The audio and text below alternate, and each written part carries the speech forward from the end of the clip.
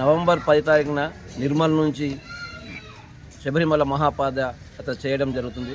స్వామి, మా శబరిమల మహాపాదయాత్ర 1500 కిలోమీటర్లు కొనసాగుతుంది స్వామి. ఆ 1500 కిలోమీటర్లు 42 రోజుల్లో పూర్తి చేస్తాము స్వామి.